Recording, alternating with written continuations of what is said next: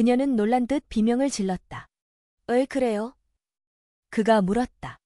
창문에 셔터가 쳐진 어두운 방이었지만 그는 그녀의 얼굴이 갑작스럽게 공포로 일그러지는 걸 보았다. 누가 방 문을 막 열려고 했어요. 아마 가정부, 거나 하인 중 하나였겠지. 그 시간에 올 사람 아니에요. 그 애들은 내가 점심 먹고 낮잠 자는 걸 다 알아요. 그럼 누굴까? 얼터예요. 그녀가 속삭이며 입술을 떨었다. 그녀는 그의 신발을 가리켰다. 그는 급히 신으려 했지만 그녀의 공포가 그에게도 전염되었는지 손이 서툴렀고 게다가 신발이 조금 작았다. 그녀는 짜증 섞인 숨소리를 내며 신발 주걱을 건넸다. 그녀는 기모노를 걸치고 맨발로 화장대 앞으로 갔다. 그녀의 머리는 단발이었고 비드로 흐트러진 머리를 정리하는 동안 그는 두 번째 신발끈을 겨우 묶었다. 그녀는 그의 코트를 건네주었다. 어떻게 나가야 할까요? 조금만 기다려봐요. 내가 나가서 괜찮은지 볼게요. 얼터일 리 없어요. 실험실에서 5시까지는 절대 안 나와요. 그럼 누굴까? 그들의 대화는 속삭임으로 바뀌었다. 그녀는 벌벌 떨고 있었고 그는 갑자기 그녀가 위기 상황에서 제정신을 잃을 것 같다는 생각에 짜증이 났다. 위험하다면 도대체 왜 안전하다고 했던 거냐는 생각이 들었다. 그녀가 숨을 들이쉬며 그의 팔에 손을 올렸다. 그는 그녀의 시선을 따라 창문 쪽을 바라보았다. 그들은 베란다로 연결된 창문 앞에 서 있었다. 셔터는 닫혀 있었고 잠금 장치도 채워져 있었다. 그들은 하얀 도자기 문손잡이가 천천히 돌아가는 것을 보았다. 아무도 베란다를 걷는 소리는 들리지 않았다. 그 고요한 움직임이 오히려 더 무서웠다. 잠시 후 아무런 소리도 없었다. 그러다 섬뜩하고 불길하게 또 다른 창문 손잡이도 똑같이 조용하고 음산하게 돌아갔다. 너무나도 끔찍한 장면에 키티는 비명을 지르려 입을 벌렸다. 그러나 그가 재빨리 그녀의 입을 손으로 막았고 그녀의 비명은 손바닥에 삼켜졌다. 정적. 그녀는 무릎이 떨리며 그에게 몸을 기대었고 그는 그녀가 실신할까봐 두려웠다. 그는 이를 악물고 찡그린 채 그녀를 침대에 데려다 앉혔다. 그녀의 얼굴은 시트처럼 창백했고 햇볕에 그을린 그의 얼굴조차도 창백해 보였다. 그는 그녀 곁에 서서 문손잡이를 멍하니 바라보았다. 아무 말도 하지 않았다. 그리고 그녀가 울고 있는 것을 보았다. 제발, 그러지 마. 그가 짜증 섞인 목소리로 속삭였다. 이렇게 된 거, 그냥 맞서야지. 그는 그녀 말대로 행동했고 5분 후 그녀가 다시 거실로 나왔다. 그는 담배를 피우고 있었다. 있잖아, 나 브랜디랑 소다 좀 마셔도 될까? 그래요. 벨 누를게요. 지금 상황 보니까 마셔도 괜찮겠네. 그들은 조용히 하인을 기다렸다. 그녀가 주문을 했다. 연구소에 전화해서 얼터가 있는지 확인해봐요. 그녀가 말했다. 당신 목소리는 몰라요. 그는 수화기를 들고 번호를 요청했다. 그리고 의사에게 얼터가 있는지 물어보았다. 그는 수화기를 내려놓았다. 점심 이후로 안 왔다네요. 하인한테 여기 왔는지 물어봐요. 난 못해요. 만약 그랬다면 내가 못 본 게 이상하잖아요. 하인이 술을 가져왔다. 타운샌드는 자신의 잔에 따랐다. 그녀에게도 권했지만 그녀는 고개를 저었다. 만약 진짜 얼터였다면 어떻게 해야 할까요? 그녀가 물었다. 어쩌면 신경 안 쓸지도 몰라. 얼터가요? 그녀는 믿을 수 없다는 듯 물었다. 항상 그렇게 느꼈어요. 좀 소심한 사람 같아요. 어떤 남자들은 그런 장면 못 견디거든요. 스캔들 일으켜봤자 좋을 게 없다는 걸 알 만큼은 이성적인 사람이에요. 나는 그가 아무 일도 안 할 거라 생각해요. 그냥 무시하겠죠. 그녀는 잠시 생각에 잠겼다. 그 사람 나한테 정말 푹 빠져 있어요. 그건 좋은 징조죠. 당신이 달래면 돼요. 그는 항상 그녀가 저항할 수 없던 그 매혹적인 미소를 지었다. 그 미소는 그의 맑은 푸른 눈에서 시작되어 천천히 조각 같은 입가로 흘러갔다. 그는 고르고 하얀 작은 이빨을 가지고 있었고 그 미소는 매우 관능적이었다. 그녀는 그 미소를 볼 때마다 가슴이 녹아내리는 기분이 들었다.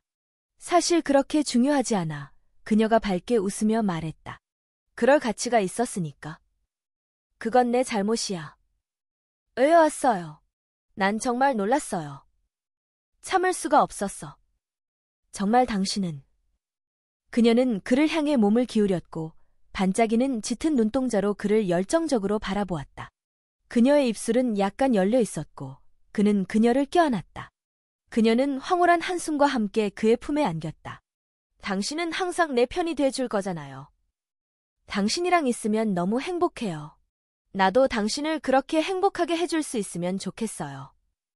이제 안 무서워요? 월터가 싫어요. 그녀가 대답했다. 그는 뭐라고 답해야 할지 몰라 그녀에게 키스했다. 그녀의 얼굴은 아주 부드러웠다. 그는 그녀의 손목을 잡고 있었다. 그녀는 그 손목에 찬 작은 금시계를 차고 있었다. 그는 시간을 보았다. 나 이제 뭘 해야 할지 알아? 도망가야죠. 그녀는 웃으며 말했다. 그는 고개를 끄덕였다. 그녀는 순간 그를 더 꼭 껴안았지만 그가 떠나고 싶어 하는 걸 느끼고는 그를 놓아주었다. 당신은 정말 일 너무 안 해요. 이제 가요. 그는 장난을 안 놓았다. 당신은 나 빨리 보내고 싶은 것처럼 보이네? 당신 가는 거 진짜 싫어요. 그녀의 대답은 낮고 깊었으며 진지했다. 그는 아첨받은 듯 웃었다.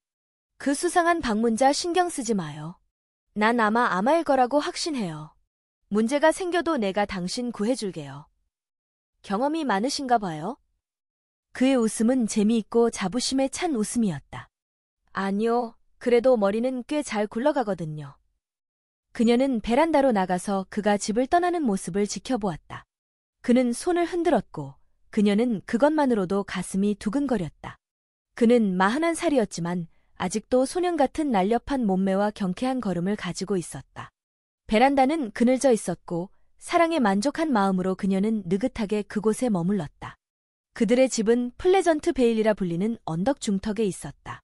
좀 더 고급스럽고 값비싼 지역인 마운트에는 살 여유가 없었기 때문이다. 그러나 그녀는 항구의 푸른 바다와 빼곡한 선박들을 멍하니 바라보면서도 그것엔 별 관심이 없었다. 그녀는 오직 연인 생각뿐이었다. 물론 그날 오후처럼 행동한 건 어리석은 일이었다. 하지만 그가 자신을 원했는데 어떻게 신중하게 굴 수 있었겠는가. 그는 몇 번이고 점심 식사 이후 무더운 시간에 그녀를 찾았고 그 시간엔 아무도 밖에 나오지 않았다. 하인들조차 그가 오가던 걸 본 적이 없었다. 칭에는 아주 어려운 장소였다. 그녀는 중국 도시를 혐오했고 빅토리아 로드에 위치한 그들이 만나던 더럽고 누추한 작은 집에 가는 것이 늘 불안했다. 그곳은 골동품 가게였고 그 안에 앉아있는 중국인들은 그녀를 불쾌하게 쳐다보았으며 뒷방으로 그녀를 인도하는 늙은 점원의 아부 섞인 미소도 혐오스러웠다. 그 계단은 어둡고 음침했으며 그녀를 안내한 방은 퀴퀴했고 벽 쪽에 놓인 커다란 나무 침대는 그녀를 소름 돋게 만들었다. 정말 너무 비참한 곳이죠. 그쵸? 그녀는 처음 그곳에서 그를 만났을 때 말했다. 당신이 들어오기 전까진 그랬지요. 그가 대답했다. 물론 그가 그녀를 품에 안는 순간 모든 건 잊혀졌다. 아, 내가 자유롭지 않다는 게 얼마나 싫은지. 그녀는 생각했다. 우리 둘 다 자유롭기만 했다면 얼마나 좋았을까. 그녀는 그의 아내를 좋아하지 않았다. 키티의 생각은 도로시 타운샌드로 잠시 옮겨갔다. 그녀는 이렇게 중얼거렸다. 도로시라니, 이름부터가 촌스럽잖아. 나이를 가늠하게 해. 그녀는 적어도 38분 되었을 것이다. 하지만 찰리는 도로시에 대해 말하지 않았다. 당연히 그녀에게는 관심이 없었다. 그녀는 그에게 지겨운 존재였던 것이다. 그는 신사였기에 불륜은 저질러도 자신의 아내에 대해 부정적인 말을 하는 법은 없었다. 그게 그였다. 정말 웃긴 사람이었다. 그녀는 키티보다 키가 조금 컸고 통통하지도 마르지도 않았으며 연한 갈색 머리가 많았다. 그녀는 젊은 시절의 미모 외엔 뚜렷한 매력이 없었고 파란 눈은 차가웠다. 그녀의 피부는 두 번 볼 필요조차 없는 평범함 그 자체였고 뺨에도 홍조 하나 없었다. 그리고 그녀의 옷차림은 딱 봐도 식민지 차관보 부인의 전형이었다. 키티는 가볍게 어깨를 으쓱하며 미소 지었다. 도로시는 목소리는 괜찮았다. 찰리는 늘 그녀가 훌륭한 어머니라고 칭찬했다. 그녀는 키티의 어머니가 말하듯 숙녀다운 여자였다. 하지만 키티는 그녀를 좋아하지 않았다. 그녀는 도로시의 무관심한 예의가 싫었다. 정중했지만 상대에 대한 진심이 느껴지지 않았기 때문이다. 도로시는 오직 아이들만을 사랑하는 것 같았다. 영국에 있는 두 아들과 내년에 데려갈 6살짜리 아들 하나. 그녀는 가면을 쓴 얼굴 같았다. 미소를 짓고 정중한 말들을 했지만 진심이 느껴지지 않았다. 그녀는 극소수의 친구들만 사귀었고 그 친구들은 그녀를 매우 존경했다. 키티는 도로시가 자신을 조금은 천박한 여자로 생각했는지 궁금했다. 화끈거림이 그녀의 얼굴을 달구었다. 그래봤자 도로시가 유세 떨 이유는 없었다. 그녀 아버지는 한때 식민지 총독이었다지만 그건 그때뿐이었다. 은퇴한 식민지 총독이 얼마나 하찮은 존재인가. 도로시의 아버지는 지금 얼스코트의 작은 집에서 연금으로 살고 있었다. 키티의 어머니는 그녀가 방문이라도 부탁한다면 질색할 것이다. 키티의 아버지 버나드 가스티는 KC, 왕실 고문 변호사였고 언젠가는 판사가 될 수도 있었다. 어쨌든 그들은 사우스 켄싱턴에서 살았다. 키티는 결혼 후 칭엔에 도착하면서 자신의 사회적 지위가 남편의 직업에 따라 정해진다는 사실을 받아들이기 어려웠다. 물론 모두들 친절하게 대해주었고 결혼 후 처음 두세 달은 매일 밤처럼 파티에 나갔다. 정부 관저에서 열린 만찬에 초대되었을 때 총독이 신부인 그녀를 식사 자리로 데려가기도 했다. 하지만 그녀는 금세 눈치챘다. 정보 세균학자의 아내로서 그녀는 별로 중요하게 여겨지지 않는다는 걸. 그녀는 그것이 너무나도 분했고 이렇게 말했다. 이건 정말 말도 안 돼요. 집에 있었으면 이런 사람들 단 5분이라도 상대할 필요 없었을 거예요. 엄마라면 이 사람들 중 아무도 저녁 식사 초대조차 안 했을 거예요. 월터는 조용히 대답했다. 너무 신경 쓰지 마요. 사실 별로 중요한 일은 아니니까요. 물론 중요하지 않아요. 단지 사람들이 얼마나 멍청한지 보여주는 거죠. 하지만 참 웃기지 않아요? 우리 집에 예전엔 그렇게 대단한 사람들이 오갔는데 이제 와서 이런 대접을 받는다니. 월터는 웃으며 말했다. 과학자라는 직업은 사회적 관점에서 보면 존재 자체가 없는 셈이죠. 이제 그녀도 그 사실을 인정했지만 결혼할 당시에는 전혀 몰랐었다. P&O, 영국 여객선 회사, 에이전트랑 저녁 먹으며 얘기 나누는 게 그렇게 유쾌한 일은 아니에요. 그녀는 웃으며 말했다. 너무 속물처럼 보이지 않게 하려고. 아마 그녀의 말투에 담긴 책망을 느꼈는지 월터는 그녀의 손을 잡고 수줍게 손을 꼭 쥐었다. 미안해요, 키티. 너무 속상해하지 말아요. 아, 괜찮아요. 그 정도로 신경 쓰진 않아요. 그날 오후 일은 월터일 리가 없었다. 하인들 중 누군가였을 것이다. 어차피 중국 하인들은 모든 걸 다 알지 않는가. 하지만 그들은 입을 다물 줄도 안다. 그녀의 심장은 문득 빨라졌다. 그 하얀 도자기 손잡이가 천천히 돌아갔던 그 순간이 다시 떠올랐다. 그들은 다시는 그렇게 위험한 일을 해선 안 된다. 골동품 가게로 가는 편이 낫다. 그녀가 그곳에 들어가는 걸 누군가 봤다 하더라도 아무렇지 않을 테고 그곳은 절대적으로 안전했다. 가게 주인은 찰리가 누구인지 알고 있었고 식민지 차관보 찰리의 심기를 거스를 만큼 어리석진 않았다. 사실 지금 그녀에게 중요한 건 오직 한 가지였다. 찰리가 자신을 사랑한다는 것. 그녀는 베란다에서 돌아와 자신의 응접실로 향했다. 소파에 몸을 던지고 손을 뻗어 담배를 꺼내려던 순간 눈에 띄는 편지 한 통이 책 위에 놓여 있었다. 그녀는 편지를 열었다. 연필로 적혀 있었다. 키티에게 당신이 원하던 책이에요. 보내려던 참에 판의 박사를 만났고 그가 집에 들르는 길에 직접 전해주겠다고 하더군요. 그녀는 하인을 불러 물었다. 누가 이 책을 가져왔죠? 언제요? 마스터가 가져왔어요, 미시. 점심 먹고 나서요. 그렇다면 월터였던 것이다. 그녀는 즉시 식민지 사무국으로 전화를 걸어 찰리를 찾았다. 자신이 방금 알게 된 사실을 전했다. 잠시 침묵이 흐른 뒤 그가 대답했다. 이제 어떻게 해야 하죠? 그녀가 물었다. 중요한 회의 중이에요. 지금은 통화하기가 어렵네요. 제 충고는 가만히 있어요. 그녀는 수화기를 내려놓았다. 그가 다른 사람과 함께 있다는 걸 깨달았고 그의 일에 대한 태도에 짜증이 났다. 그녀는 다시 책상 앞에 앉아 얼굴을 손에 묻고 상황을 곰곰이 생각해보려 했다. 물론 월터는 단순히 그녀가 자고 있다고 생각했을 수도 있다. 그녀가 문을 잠갔다고 해서 이상할 건 없었다. 그들이 이야기했는지 떠올려 보려 했지만 그리 큰 소리는 내지 않았다. 하지만 그 모자. 찰리가 모자를 현관에 놓고 간 게 정말 짜증났다. 그녀는 그를 탓하고 싶었지만 생각해보면 그럴 만도 했다. 월터가 그 모자를 봤다고 단정할 수는 없었다. 그는 아마 급하게 다른 일로 가던 중 책과 편지를 놓고 간 것일지도 모른다. 하지만 그는 왜 문고리를 돌리고 심지어 창문 손잡이까지 돌렸을까? 그녀가 자고 있다고 생각했다면 그렇게 그녀를 깨우려 했을까? 내가 정말 바보였어. 그녀는 고개를 젓고는 다시 그 달콤한 고통, 즉 찰리 생각에 가슴이 조여왔다.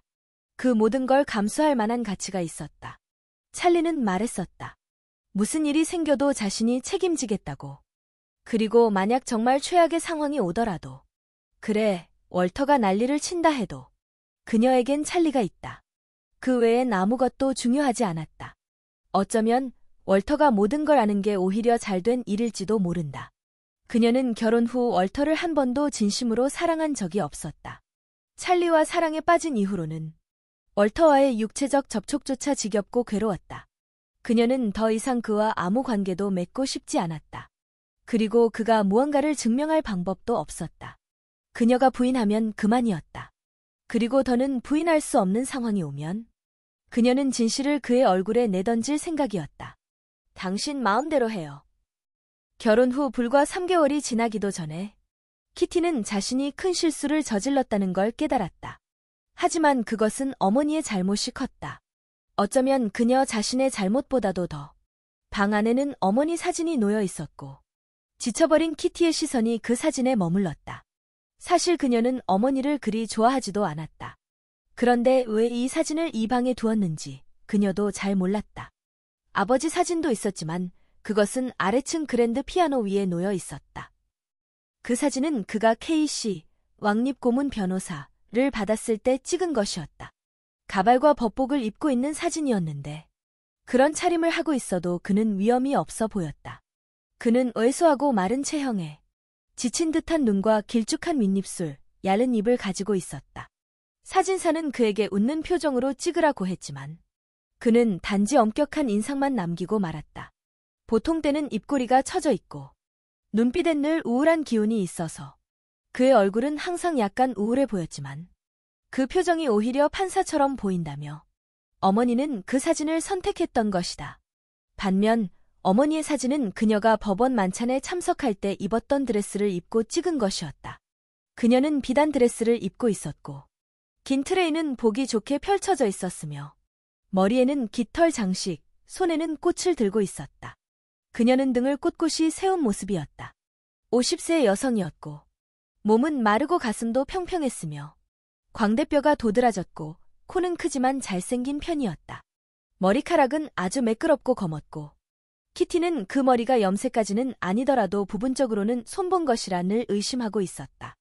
어머니의 눈은 아주 또렷한 검은색이었고 그녀가 말할 때면 눈동자는 결코 가만히 있지 않았다. 그것이 어머니 외모에서 가장 두드러진 특징이었다. 그녀가 말을 할 때면 상대의 온몸을 훑어보고 방 안의 다른 사람도 흘끗 보고 다시 상대의 얼굴로 돌아왔다.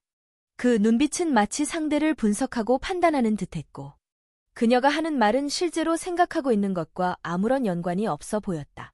가스틴 부인은 냉정하고 가혹하며 지배적이고 야망이 넘치고 구두쇠이며 어리석기까지 한 여자였다. 그녀는 리버풀의 한 변호사 집안에서 5자매 중 한 명으로 태어났고 버나드 가스틴은 북부 순회 재판 중 그녀를 만나게 되었다. 그 당시 버나드는 장래가 촉망되는 청년이었고 그녀의 아버지는 그가 멀리까지 갈 사람이라며 칭찬을 아끼지 않았다. 하지만 그는 결국 그다지 멀리 가지 못했다. 그는 성실하고 근면하며 능력도 있었지만 스스로를 드러내고 밀어붙이는 힘, 즉 야망이 부족했다. 가스틴 부인은 남편을 속으로 경멸했다. 하지만 그녀는 인생에서 원하는 것을 이루려면 남편을 통해야만 한다는 걸 알고 있었고 자신이 원하는 방향으로 그를 밀어붙이기로 결심했다. 그녀는 남편을 가차없이 잔소리로 몰아세웠다. 그가 본능적으로 꺼려하는 일이라 해도 그녀가 지속적으로 압박을 가하면 결국 그는 지쳐서 굴복했다. 그녀는 또 한편으로는 사회적 연결을 만들기 위해 노력했다. 남편에게 사건을 맡길 법한 변호사들의 아내들과 친하게 지내고 판사들과 그들의 부인에게 아첨했고 정계 유망주들에게도 적극적으로 다가갔다. 25년 동안 가스틴 부인은 마음에 들어서 누군가를 초대한 적이 단 한 번도 없었다. 그녀는 정기적으로 대규모 저녁 식사 파티를 열었다. 하지만 그녀는 절약 정신이 야망 못지않게 강했기에 돈 쓰는 걸 극도로 싫어했다. 그녀는 남들과 같은 겉모습을 절반 가격으로도 충분히 연출할 수 있다고 자부했다. 그녀의 저녁 식사는 길고 정성스럽게 차려졌지만 실은 매우 절약형 식단이었다. 그녀는 사람들이 식사하면서 무슨 술을 마시는지 신경 안 쓴다고 믿었고 그래서 모젤 와인, 저렴한 스파클링 화이트 와인을 냅킨에 싸서 샴페인인 척 내놓았다. 버나드 가스틴은 안정적인 수입은 있었지만 큰 소득을 올리는 변호사는 아니었다. 그보다 뒤에 변호사 일을 시작한 사람들조차 훨씬 더 성공하고 있었다. 그녀는 남편에게 국회의원 선거에 출마하라고 강요했다. 선거 비용은 당에서 부담했지만 선거구 관리를 위해 필요한 추가 지출조차 아까워했다. 남편은 수많은 정치기금에 조금씩 기부했지만 그 액수는 항상 아슬아슬하게 부족했다. 결국 그는 낙선했다. 그녀는 국회의원 부인이 되는 걸 꿈꾸었지만 그 실패를 그럭저럭 잘 견뎠다. 그 과정에서 그녀는 수많은 사회적 명사들과 연주를 쌓았고 그것만으로도 사회적 입지를 얻었다고 자부했다. 버나드가 국회에서 성공할 거라고는 기대하지 않았다. 그녀는 그가 의원이 되면 당의 감사 표시로 언젠가 판사가 될 수 있을 거라 생각했다. 그리고 두세 번쯤 낙선한 기록만 있어도 충분할 거라고 계산했다. 그런데 그는 여전히 변호사 중 하급 위치에 머물러 있었고 그보다 젊은 이들이 이미 앞서 나가 있었다. 그녀는 남편에게 왕립 고문 변호사, K씨, 칭호를 반드시 따내야 한다고 강요했다. 그것은 단지 출세를 위한 필수 요건일 뿐만 아니라 그녀 개인적으로도 중요했다. 왜냐하면 그녀보다 10살이나 어린 여성들보다 뒤에 앉는 일이 몹시 자존심이 상했기 때문이다. 하지만 이번에는 남편의 완강한 반대에 부딪혔다. 그는 K씨가 되면 일이 줄어들까봐 걱정했고 한 마리 새가 손 안에 있는 게 두 마리가 숲에 있는 것보다 낫다고 속담을 인용했다. 그녀는 냉소적으로 대꾸했다. 속담은 정신적으로 빈곤한 자들의 마지막 피난처죠. 그가 수입이 반으로 줄 수 있다고 하자. 그것은 그녀에게 가장 강력한 반대 논거였다. 하지만 그녀는 전혀 듣지 않았다. 그녀는 남편을 겁쟁이라고 꾸짖었고 그를 괴롭혔다. 그리고 결국 늘 그렇듯 그는 굴복했다. 그는 K씨 신청을 했고 곧바로 승인되었다. 하지만 그의 걱정은 정확히 현실이 되었다. 그는 고문 변호사가 된 후 일이 거의 없었다. 그리고 승진의 가능성도 거의 없었다. 그는 실망했지만 겉으로는 드러내지 않았다. 아내에게는 절대 불평하지 않았다. 그는 예전보다 더 말이 없어졌지만 집에서도 워낙 말이 없는 사람이었기에 가족들은 큰 변화도 눈치채지 못했다. 그의 딸들은 그를 단지 돈 버는 기계로만 생각했으며 그가 개처럼 일해서 그들을 먹이고 입히고 방학 보내주고 자잘한 용돈까지 챙겨주는 걸 당연하게 여겼다. 그리고 지금 그가 실수로 인해 수입이 줄었다는 사실을 알게 되자 그들 마음속의 무관심은 경멸로 변했다. 그들은 결코 자문하지 않았다.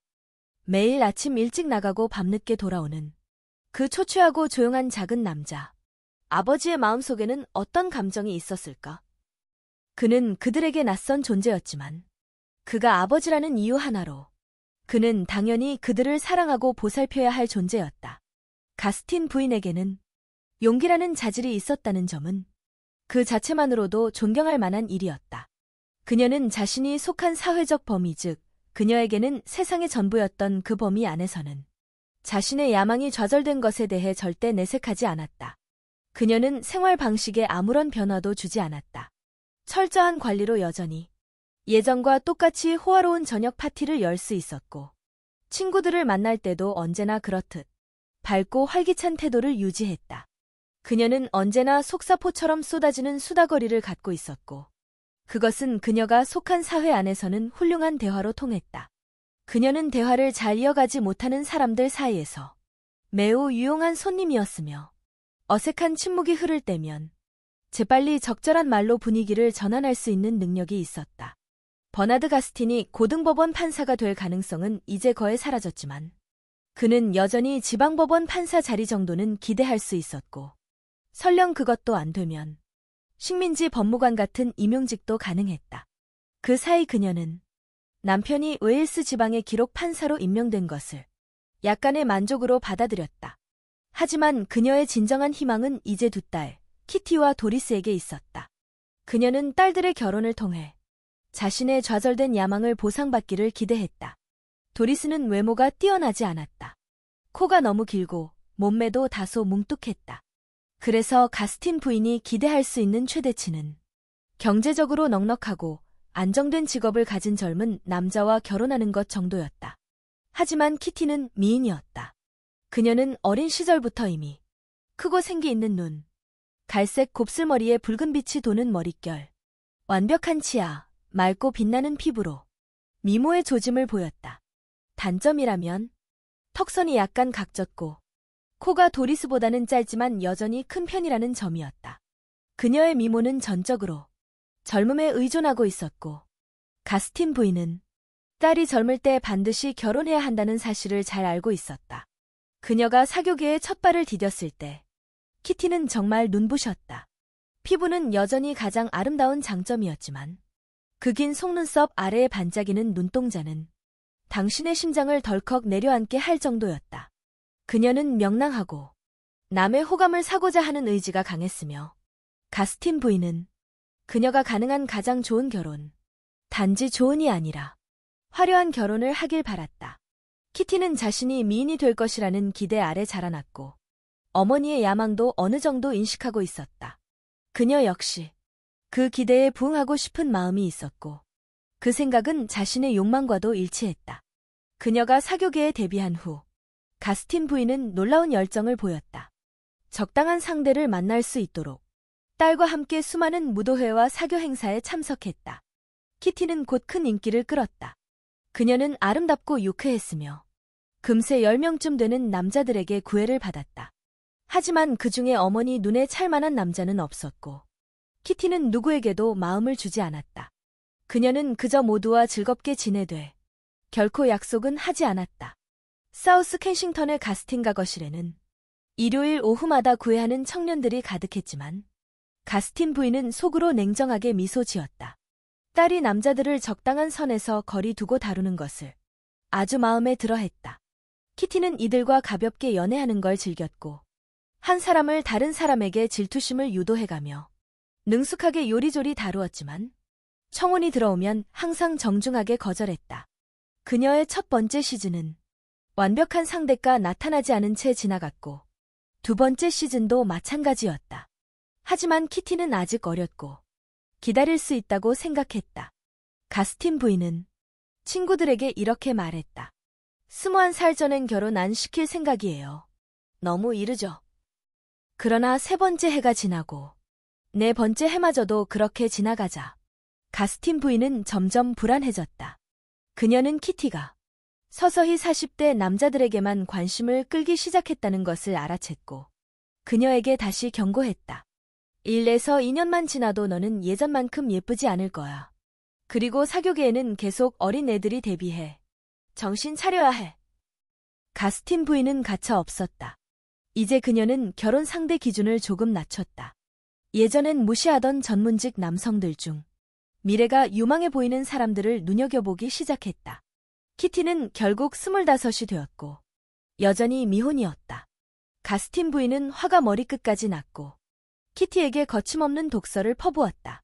아직도 아버지가 널 먹여 살려야 한다고 생각해? 너한테 기회를 주느라 아버지가 얼마나 힘들게 돈을 썼는지 알기나 해? 그녀는 한 번도 생각해 본 적 없었다. 혹시 자신이 너무 계산적으로 사위감을 평가하고 그의 집안을 탐색하고 사교계에서 지나치게 통제적으로 굴었던 태도 때문에 유력한 남성들이 키티를 부담스러워했을지도 모른다는 사실을. 그녀는 키티의 실패를 단지 딸이 어리석어서라고 생각했다. 그리고 마침내 도리스가 사교계에 데뷔했다. 그녀는 여전히 코가 길고 몸매도 형편없었고 춤도 잘 못 추었지만 첫 시즌에서 제프리 데니슨이라는 남자와 약혼했다. 그는 전쟁 중 공로로 자기를 받은 외과의사의 외아들이었다. 그는 자기도 상속받고 꽤 넉넉한 재산도 있었다. 키티는 당황했고 결국 충동적으로 월터 페인과 결혼했다. 그녀는 놀란 듯 비명을 질렀다. 왜 그래요? 그가 물었다. 창문에 셔터가 쳐진 어두운 방이었지만 그는 그녀의 얼굴이 갑작스럽게 공포로 일그러지는 걸 보았다. 누가 방 문을 막 열려고 했어요. 아마 가정부 거나 하인 중 하나였겠지. 그 시간에 올 사람 아니에요. 그 애들은 내가 점심 먹고 낮잠 자는 걸 다 알아요. 그럼 누굴까? 월터예요. 그녀가 속삭이며 입술을 떨었다. 그녀는 그의 신발을 가리켰다. 그는 급히 신으려 했지만 그녀의 공포가 그에게도 전염되었는지 손이 서툴렀고 게다가 신발이 조금 작았다. 그녀는 짜증 섞인 숨소리를 내며 신발 주걱을 건넸다. 그녀는 기모노를 걸치고 맨발로 화장대 앞으로 갔다. 그녀의 머리는 단발이었고 비드로 흐트러진 머리를 정리하는 동안 그는 두 번째 신발끈을 겨우 묶었다. 그녀는 그의 코트를 건네주었다. 어떻게 나가야 할까요? 조금만 기다려봐요. 내가 나가서 괜찮은지 볼게요. 얼터일 리 없어요. 실험실에서 5시까지는 절대 안 나와요. 그럼 누굴까? 그들의 대화는 속삭임으로 바뀌었다. 그녀는 벌벌 떨고 있었고 그는 갑자기 그녀가 위기 상황에서 제정신을 잃을 것 같다는 생각에 짜증이 났다. 위험하다면 도대체 왜 안전하다고 했던 거냐는 생각이 들었다. 그녀가 숨을 들이쉬며 그의 팔에 손을 올렸다. 그는 그녀의 시선을 따라 창문 쪽을 바라보았다. 그들은 베란다로 연결된 창문 앞에 서 있었다. 셔터는 닫혀 있었고 잠금 장치도 채워져 있었다. 그들은 하얀 도자기 문손잡이가 천천히 돌아가는 것을 보았다. 아무도 베란다를 걷는 소리는 들리지 않았다. 그 고요한 움직임이 오히려 더 무서웠다. 잠시 후 아무런 소리도 없었다. 그러다 섬뜩하고 불길하게 또 다른 창문 손잡이도 똑같이 조용하고 음산하게 돌아갔다. 너무나도 끔찍한 장면에 키티는 비명을 지르려 입을 벌렸다. 그러나 그가 재빨리 그녀의 입을 손으로 막았고 그녀의 비명은 손바닥에 삼켜졌다. 정적. 그녀는 무릎이 떨리며 그에게 몸을 기대었고 그는 그녀가 실신할까봐 두려웠다. 그는 이를 악물고 찡그린 채 그녀를 침대에 데려다 앉혔다. 그녀의 얼굴은 시트처럼 창백했고 햇볕에 그을린 그의 얼굴조차도 창백해 보였다. 그는 그녀 곁에 서서 문손잡이를 멍하니 바라보았다. 아무 말도 하지 않았다. 그리고 그녀가 울고 있는 것을 보았다. 제발, 그러지 마. 그가 짜증 섞인 목소리로 속삭였다. 이렇게 된 거 그냥 맞서야지. 그는 그녀 말대로 행동했고 5분 후 그녀가 다시 거실로 나왔다. 그는 담배를 피우고 있었다. 있잖아, 나 브랜디랑 소다 좀 마셔도 될까? 그래요. 벨 누를게요. 지금 상황 보니까 마셔도 괜찮겠네. 그들은 조용히 하인을 기다렸다. 그녀가 주문을 했다. 연구소에 전화해서 월터가 있는지 확인해 봐요. 그녀가 말했다. 당신 목소리는 몰라요. 그는 수화기를 들고 번호를 요청했다. 그리고 의사에게 월터가 있는지 물어보았다. 그는 수화기를 내려놓았다. 점심 이후로 안 왔다네요. 하인한테 여기 왔는지 물어봐요. 난 못해요. 만약 그랬다면 내가 못 본 게 이상하잖아요. 하인이 술을 가져왔다. 타운샌드는 자신의 잔에 따랐다. 그녀에게도 권했지만 그녀는 고개를 저었다. 만약 진짜 월터였다면 어떻게 해야 할까요? 그녀가 물었다. 어쩌면 신경 안 쓸지도 몰라. 월터가요? 그녀는 믿을 수 없다는 듯 물었다. 항상 그렇게 느꼈어요. 좀 소심한 사람 같아요. 어떤 남자들은 그런 장면 못 견디거든요. 스캔들 일으켜봤자 좋을 게 없다는 걸 알 만큼은 이성적인 사람이에요. 나는 그가 아무 일도 안 할 거라 생각해요. 그냥 무시하겠죠. 그녀는 잠시 생각에 잠겼다. 그 사람 나한테 정말 푹 빠져 있어요. 그건 좋은 징조죠. 당신이 달래면 돼요. 그는 항상 그녀가 저항할 수 없던 그 매혹적인 미소를 지었다. 그 미소는 그의 맑은 푸른 눈에서 시작되어 천천히 조각 같은 입가로 흘러갔다.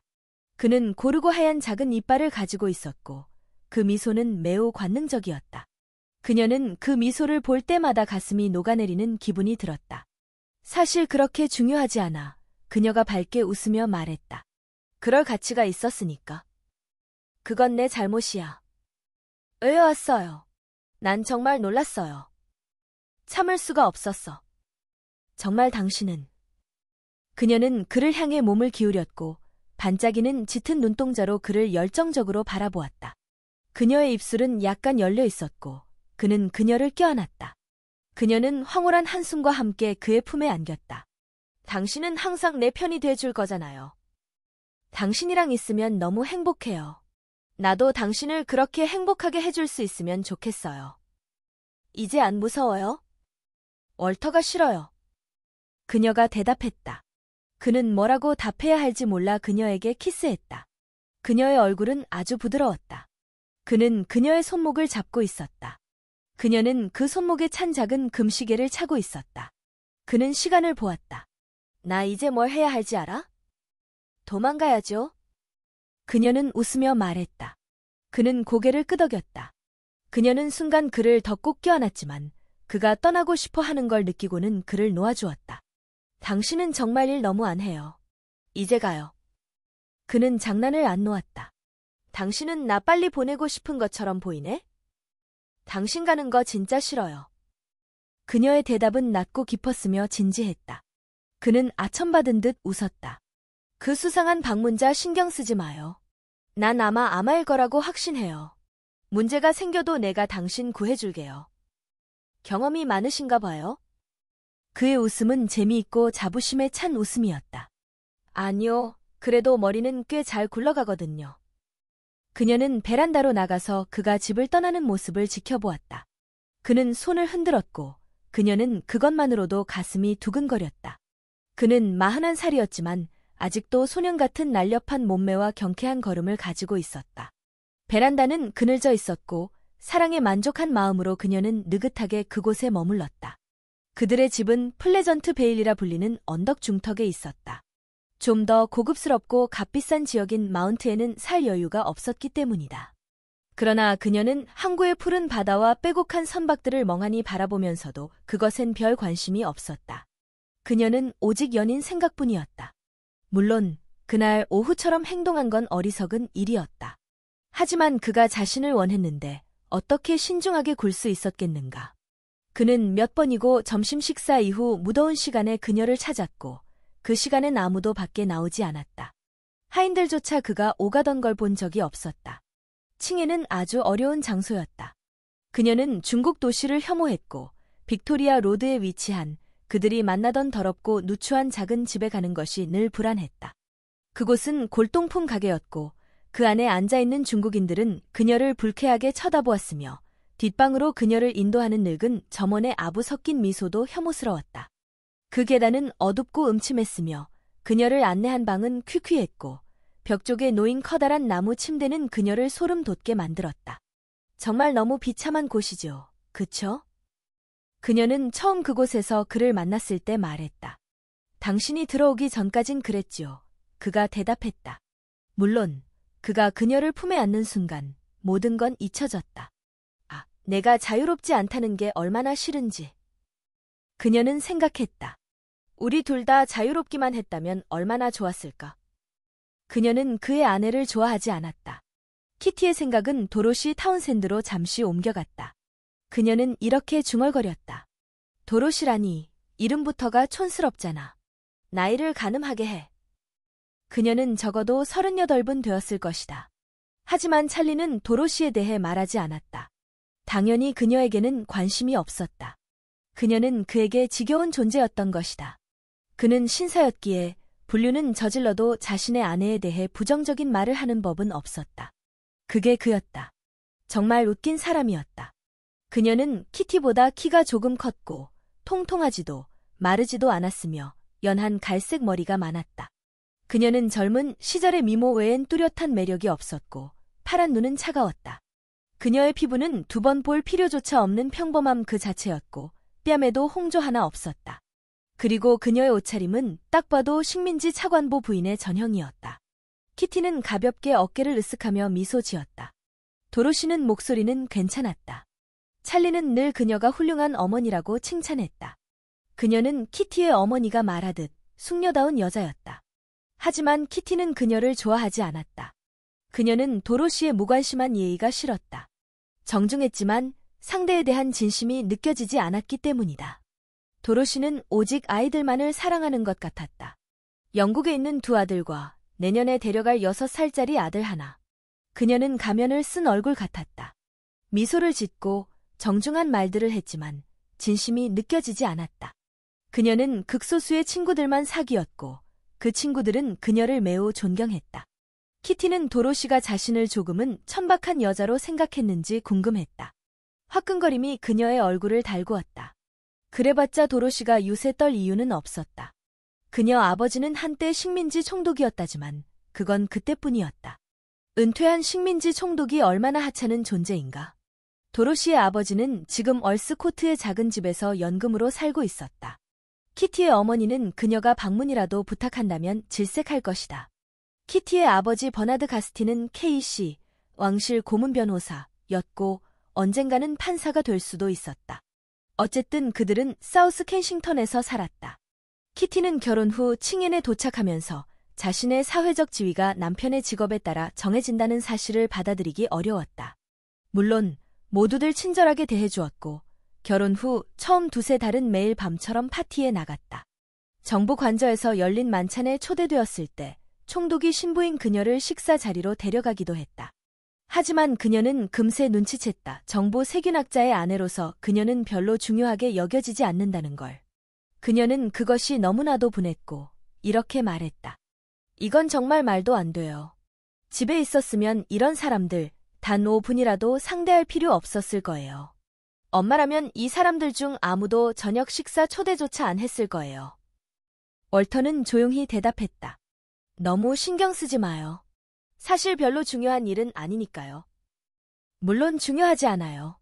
단지 사람들이 얼마나 멍청한지 보여주는 거죠. 하지만 참 웃기지 않아요? 우리 집에 예전엔 그렇게 대단한 사람들이 오갔는데 이제 와서 이런 대접을 받는다니. 월터는 웃으며 말했다. 과학자라는 직업은 사회적 관점에서 보면 존재 자체가 없는 셈이죠. 이제 그녀도 그 사실을 인정했지만 결혼할 당시에는 전혀 몰랐었다. P&O, 영국 여객선 회사, 에이전트랑 저녁 먹으며 얘기 나누는 게 그렇게 유쾌한 일은 아니에요. 그녀는 웃으며 말했다. 너무 속물처럼 보이지 않게 하려고. 아마 그녀의 말투에 담긴 책망을 느꼈는지 월터는 그녀의 손을 잡고 수줍게 손을 꼭 쥐었다. 미안해요, 키티. 너무 속상해하지 말아요. 아, 괜찮아요. 그 정도로 신경 쓰진 않아요. 그날 오후 일은 월터일 리가 없었다. 하인들 중 누군가였을 것이다. 어차피 중국 하인들은 모든 걸 다 알지 않는가. 하지만 그들은 입을 다물 줄도 안다. 그녀의 심장은 문득 빨라졌다. 그 하얀 도자기 손잡이가 천천히 돌아갔던 그 순간이 다시 떠올랐다. 그들은 다시는 그렇게 위험한 일을 해선 안 된다. 골동품 가게로 가는 편이 낫다. 그녀가 그곳에 들어가는 걸 누군가 봤다 하더라도 아무렇지 않을 테고 그곳은 절대적으로 안전했다. 가게 주인은 찰리가 누구인지 알고 있었고 식민지 차관보 찰리의 심기를 거스를 만큼 어리석진 않았다. 사실 지금 그녀에게 중요한 건 오직 한 가지였다. 찰리가 자신을 사랑한다는 것. 그녀는 베란다에서 돌아와 자신의 응접실로 향했다. 소파에 몸을 던지고 손을 뻗어 담배를 꺼내려던 순간 눈에 띄는 편지 한 통이 책 위에 놓여 있었다. 그녀는 편지를 열었다. 연필로 적혀 있었다.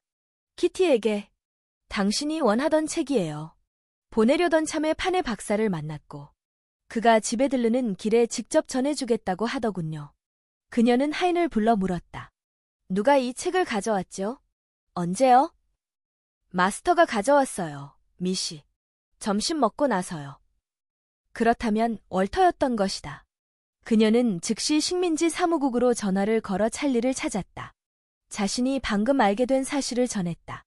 잠시 침묵이 흐른 뒤 그가 대답했다. 이제 어떻게 해야 하죠? 그녀가 물었다. 중요한 회의 중이에요. 지금은 통화하기가 어렵네요. 제 충고는 가만히 있어요. 그녀는 수화기를 내려놓았다. 그가 다른 사람과 함께 있다는 걸 깨달았고 그의 일에 대한 태도에 짜증이 났다. 그녀는 다시 책상 앞에 앉아 얼굴을 손에 묻고 상황을 곰곰이 생각해보려 했다. 물론 월터는 단순히 그녀가 자고 있다고 생각했을 수도 있다. 그녀가 문을 잠갔다고 해서 이상할 건 없었다. 그들이 이야기했는지 떠올려보려 했지만 그리 큰 소리는 내지 않았다. 하지만 그 모자, 찰리가 모자를 현관에 놓고 간 게 정말 짜증났다. 그녀는 그를 탓하고 싶었지만 생각해보면 그럴 만도 했다. 월터가 그 모자를 봤다고 단정할 수는 없었다. 그는 아마 급하게 다른 일로 가던 중 책과 편지를 놓고 간 것일지도 모른다. 하지만 그는 왜 문고리를 돌리고 심지어 창문 손잡이까지 돌렸을까? 그녀가 자고 있다고 생각했다면 그렇게 그녀를 깨우려 했을까? 내가 정말 바보였어. 그녀는 고개를 젓고는 다시 그 달콤한 고통, 즉 찰리 생각에 가슴이 조여왔다. 그 모든 걸 감수할 만한 가치가 있었다. 찰리는 말했었다. 무슨 일이 생겨도 자신이 책임지겠다고. 그리고 만약 정말 최악의 상황이 오더라도, 그래, 월터가 난리를 친다 해도 그녀에겐 찰리가 있다. 그 외엔 아무것도 중요하지 않았다. 어쩌면 월터가 모든 걸 아는 게 오히려 잘된 일일지도 모른다. 그녀는 결혼 후 월터를 한 번도 진심으로 사랑한 적이 없었다. 찰리와 사랑에 빠진 이후로는 월터와의 육체적 접촉조차 지겹고 괴로웠다. 그녀는 더 이상 그와 아무 관계도 맺고 싶지 않았다. 그리고 그가 무언가를 증명할 방법도 없었다. 그녀가 부인하면 그만이었다. 그리고 더는 부인할 수 없는 상황이 오면 그녀는 진실을 그의 얼굴에 내던질 생각이었다. 당신 마음대로 해요. 결혼 후 불과 3개월이 지나기도 전에 키티는 자신이 큰 실수를 저질렀다는 걸 깨달았다. 하지만 그것은 어머니의 잘못이 컸다. 어쩌면 그녀 자신의 잘못보다도 더 방 안에는 어머니 사진이 놓여 있었고 지쳐버린 키티의 시선이 그 사진에 머물렀다. 사실 그녀는 어머니를 그리 좋아하지도 않았다. 그런데 왜 이 사진을 이 방에 두었는지 그녀도 잘 몰랐다. 아버지 사진도 있었지만 그것은 아래층 그랜드 피아노 위에 놓여 있었다. 그 사진은 그가 K씨, 왕립고문 변호사를 받았을 때 찍은 것이었다. 가발과 법복을 입고 있는 사진이었는데 그런 차림을 하고 있어도 그는 위험이 없어 보였다. 그는 왜소하고 마른 체형에 지친 듯한 눈과 길쭉한 윗입술, 얇은 입을 가지고 있었다. 사진사는 그에게 웃는 표정으로 찍으라고 했지만 그는 단지 엄격한 인상만 남기고 말았다. 보통 때는 입꼬리가 처져 있고 눈빛엔 늘 우울한 기운이 있어서 그의 얼굴은 항상 약간 우울해 보였지만 그 표정이 오히려 판사처럼 보인다며 어머니는 그 사진을 선택했던 것이다. 반면 어머니의 사진은 그녀가 법원 만찬에 참석할 때 입었던 드레스를 입고 찍은 것이었다. 그녀는 비단 드레스를 입고 있었고 긴 트레이는 보기 좋게 펼쳐져 있었으며 머리에는 깃털 장식, 손에는 꽃을 들고 있었다. 그녀는 등을 꼿꼿이 세운 모습이었다. 50세의 여성이었고 몸은 마르고 가슴도 평평했으며 광대뼈가 도드라졌고 코는 크지만 잘생긴 편이었다. 머리카락은 아주 매끄럽고 검었고 키티는 그 머리가 염색까지는 아니더라도 부분적으로는 손본 것이라 늘 의심하고 있었다. 어머니의 눈은 아주 또렷한 검은색이었고 그녀가 말할 때면 눈동자는 결코 가만히 있지 않았다. 그것이 어머니 외모에서 가장 두드러진 특징이었다. 그녀가 말을 할 때면 상대의 온몸을 훑어보고 방 안의 다른 사람도 흘끗 보고 다시 상대의 얼굴로 돌아왔다. 그 눈빛은 마치 상대를 분석하고 판단하는 듯했고 그녀가 하는 말은 실제로 생각하고 있는 것과 아무런 연관이 없어 보였다. 가스틴 부인은 냉정하고 가혹하며 지배적이고 야망이 넘치고 구두쇠이며 어리석기까지 한 여자였다.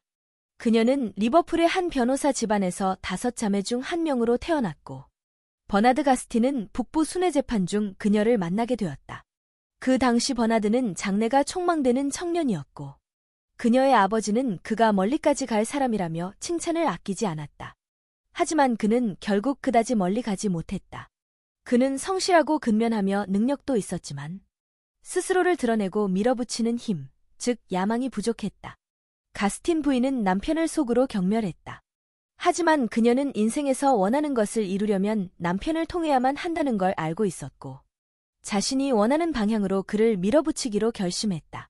그녀는 남편을 가차없이 잔소리로 몰아세웠다. 그가 본능적으로 꺼려하는 일이라 해도 그녀가 지속적으로 압박을 가하면 결국 그는 지쳐서 굴복했다. 그녀는 또 한편으로는 사회적 연결을 만들기 위해 노력했다. 남편에게 사건을 맡길 법한 변호사들의 아내들과 친하게 지내고, 판사들과 그들의 부인에게 아첨했고, 정계 유망주들에게도 적극적으로 다가갔다. 25년 동안 가스틴 부인은 마음에 들어서 누군가를 초대한 적이 단 한 번도 없었다. 그녀는 정기적으로 대규모 저녁 식사 파티를 열었다. 하지만 그녀는 절약 정신이 야망 못지않게 강했기에 돈 쓰는 걸 극도로 싫어했다. 그녀는 남들과 같은 겉모습을 절반 가격으로도 충분히 연출할 수 있다고 자부했다. 그녀의 저녁 식사는 길고 정성스럽게 차려졌지만 실은 매우 절약형 식단이었다. 그녀는 사람들이 식사하면서 무슨 술을 마시는지 신경 안 쓴다고 믿었고, 그래서 모젤 와인, 저렴한 스파클링 화이트 와인을 냅킨에 싸서 샴페인인 척 내놓았다. 버나드 가스틴은 안정적인 수입은 있었지만 큰 소득을 올리는 변호사는 아니었다. 그보다 뒤에 변호사 일을 시작한 사람들조차 훨씬 더 성공하고 있었다. 그녀는 남편에게 국회의원 선거에 출마하라고 강요했다. 선거 비용은 당에서 부담했지만 선거구 관리를 위해 필요한 추가 지출조차 아까워했다. 남편은 수많은 정치기금에 조금씩 기부했지만 그 액수는 항상 아슬아슬하게 부족했다. 결국 그는 낙선했다. 그녀는 국회의원 부인이 되는 걸 꿈꾸었지만 그 실패를 그럭저럭 잘 견뎠다. 그 과정에서 그녀는 수많은 사회적 명사들과 연주를 쌓았고, 그것만으로도 사회적 입지를 얻었다고 자부했다. 버나드가 국회에서 성공할 거라고는 기대하지 않았다. 그녀는 그가 의원이 되면 당의 감사 표시로 언젠가 판사가 될 수 있을 거라 생각했다. 그리고 두세 번쯤 낙선한 기록만 있어도 충분할 거라고 계산했다. 그런데 그는 여전히 변호사 중 하급 위치에 머물러 있었고, 그보다 젊은 이들이 이미 앞서 나가 있었다. 그녀는 남편에게 왕립 고문 변호사, K씨, 칭호를 반드시 따내야 한다고 강요했다. 그것은 단지 출세를 위한 필수 요건일 뿐만 아니라 그녀 개인적으로도 중요했다. 왜냐하면 그녀보다 10살이나 어린 여성들보다 뒤에 앉는 일이 몹시 자존심이 상했기 때문이다. 하지만 이번에는 남편의 완강한 반대에 부딪혔다. 그는 K씨가 되면 일이 줄어들까봐 걱정했고, 한 마리 새가 손 안에 있는 게 두 마리가 숲에 있는 것보다 낫다고 속담을 인용했다. 그녀는 냉소적으로 대꾸했다. 속담은 정신적으로 빈곤한 자들의 마지막 피난처죠. 그가 수입이 반으로 줄 수 있다고 하자 그것은 그녀에게 가장 강력한 반대 논거였다. 하지만 그녀는 전혀 듣지 않았다. 그녀는 남편을 겁쟁이라고 꾸짖었고 그를 괴롭혔다. 그리고 결국 늘 그렇듯 그는 굴복했다. 그는 K씨 신청을 했고 곧바로 승인되었다. 하지만 그의 걱정은 정확히 현실이 되었다. 그는 고문 변호사가 된 후 일이 거의 없었다. 그리고 승진의 가능성도 거의 없었다. 그는 실망했지만 겉으로는 드러내지 않았다. 아내에게는 절대 불평하지 않았다. 그는 예전보다 더 말이 없어졌지만 집에서도 워낙 말이 없는 사람이었기에 가족들은 큰 변화도 눈치채지 못했다. 그의 딸들은 그를 단지 돈 버는 기계로만 생각했으며 그가 개처럼 일해서 그들을 먹이고 입히고 방학 보내주고 자잘한 용돈까지 챙겨주는 걸 당연하게 여겼다. 그리고 지금 그가 실수로 인해 수입이 줄었다는 사실을 알게 되자 그들 마음속의 무관심은 경멸로 변했다. 그들은 결코 자문하지 않았다. 매일 아침 일찍 나가고 밤늦게 돌아오는 그 초췌하고 조용한 작은 남자. 아버지의 마음속에는 어떤 감정이 있었을까? 그는 그들에게 낯선 존재였지만 그가 아버지라는 이유 하나로 그는 당연히 그들을 사랑하고 보살펴야 할 존재였다. 가스틴 부인에게는 용기라는 자질이 있었다는 점은 그 자체만으로도 존경할 만한 일이었다. 그녀는 자신이 속한 사회적 범위 즉 그녀에게는 세상의 전부였던 그 범위 안에서는 자신의 야망이 좌절된 것에 대해 절대 내색하지 않았다. 그녀는 생활 방식에 아무런 변화도 주지 않았다. 철저한 관리로 여전히 예전과 똑같이 호화로운 저녁 파티를 열 수 있었고, 친구들을 만날 때도 언제나 그렇듯 밝고 활기찬 태도를 유지했다. 그녀는 언제나 속사포처럼 쏟아지는 수다거리를 갖고 있었고, 그것은 그녀가 속한 사회 안에서는 훌륭한 대화로 통했다. 그녀는 대화를 잘 이어가지 못하는 사람들 사이에서 매우 유용한 손님이었으며, 어색한 침묵이 흐를 때면 재빨리 적절한 말로 분위기를 전환할 수 있는 능력이 있었다. 버나드 가스틴이 고등법원 판사가 될 가능성은 이제 거의 사라졌지만, 그는 여전히 지방법원 판사 자리 정도는 기대할 수 있었고, 설령 그것도 안 되면 식민지 법무관 같은 임용직도 가능했다. 그 사이 그녀는 남편이 웨일스 지방의 기록 판사로 임명된 것을 약간의 만족으로 받아들였다. 하지만 그녀의 진정한 희망은 이제 두 딸, 키티와 도리스에게 있었다. 그녀는 딸들의 결혼을 통해 자신의 좌절된 야망을 보상받기를 기대했다. 도리스는 외모가 뛰어나지 않았다. 코가 너무 길고 몸매도 다소 뭉뚝했다. 그래서 가스틴 부인이 기대할 수 있는 최대치는 경제적으로 넉넉하고 안정된 직업을 가진 젊은 남자와 결혼하는 것 정도였다. 하지만 키티는 미인이었다. 그녀는 어린 시절부터 이미 크고 생기 있는 눈, 갈색 곱슬머리에 붉은 빛이 도는 머릿결, 완벽한 치아, 맑고 빛나는 피부로 미모의 조짐을 보였다. 단점이라면 턱선이 약간 각졌고 코가 도리스보다는 짧지만 여전히 큰 편이라는 점이었다. 그녀의 미모는 전적으로 젊음에 의존하고 있었고, 가스틴 부인은 딸이 젊을 때 반드시 결혼해야 한다는 사실을 잘 알고 있었다. 그녀가 사교계에 첫 발을 디뎠을 때 키티는 정말 눈부셨다. 피부는 여전히 가장 아름다운 장점이었지만, 그 긴 속눈썹 아래에 반짝이는 눈동자는 당신의 심장을 덜컥 내려앉게 할 정도였다. 그녀는 명랑하고 남의 호감을 사고자 하는 의지가 강했으며, 가스틴 부인은 그녀가 가능한 가장 좋은 결혼, 단지 좋은이 아니라 화려한 결혼을 하길 바랐다. 키티는 자신이 미인이 될 것이라는 기대 아래 자라났고, 어머니의 야망도 어느 정도 인식하고 있었다. 그녀 역시 그 기대에 부응하고 싶은 마음이 있었고, 그 생각은 자신의 욕망과도 일치했다. 그녀가 사교계에 데뷔한 후 가스틴 부인은 놀라운 열정을 보였다. 적당한 상대를 만날 수 있도록 딸과 함께 수많은 무도회와 사교 행사에 참석했다. 키티는 곧 큰 인기를 끌었다. 그녀는 아름답고 유쾌했으며 금세 10명쯤 되는 남자들에게 구애를 받았다. 하지만 그 중에 어머니 눈에 찰 만한 남자는 없었고, 키티는 누구에게도 마음을 주지 않았다. 그녀는 그저 모두와 즐겁게 지내되 결코 약속은 하지 않았다. 사우스 켄싱턴의 가스틴가 거실에는 일요일 오후마다 구애하는 청년들이 가득했지만, 가스틴 부인은 속으로 냉정하게 미소 지었다. 딸이 남자들을 적당한 선에서 거리 두고 다루는 것을 아주 마음에 들어 했다. 키티는 이들과 가볍게 연애하는 걸 즐겼고, 한 사람을 다른 사람에게 질투심을 유도해가며 능숙하게 요리조리 다루었지만, 청혼이 들어오면 항상 정중하게 거절했다. 그녀의 첫 번째 시즌은 완벽한 상대가 나타나지 않은 채 지나갔고, 두 번째 시즌도 마찬가지였다. 하지만 키티는 아직 어렸고 기다릴 수 있다고 생각했다. 가스틴 부인은 친구들에게 이렇게 말했다. 21살 전엔 결혼 안 시킬 생각이에요. 너무 이르죠. 그러나 세 번째 해가 지나고 네 번째 해마저도 그렇게 지나가자 가스틴 부인은 점점 불안해졌다. 그녀는 키티가 서서히 40대 남자들에게만 관심을 끌기 시작했다는 것을 알아챘고, 그녀에게 다시 경고했다. 1에서 2년만 지나도 너는 예전만큼 예쁘지 않을 거야. 그리고 사교계에는 계속 어린 애들이 데뷔해. 정신 차려야 해. 가스틴 부인은 가차 없었다. 이제 그녀는 결혼 상대 기준을 조금 낮췄다. 예전엔 무시하던 전문직 남성들 중 미래가 유망해 보이는 사람들을 눈여겨보기 시작했다. 키티는 결국 25이 되었고 여전히 미혼이었다. 가스틴 부인은 화가 머리끝까지 났고 키티에게 거침없는 독서를 퍼부었다. 아직도 아버지가 널 먹여 살려야 한다고 생각해? 너한테 기회를 주느라 아버지가 얼마나 힘들게 돈을 썼는지 알기나 해?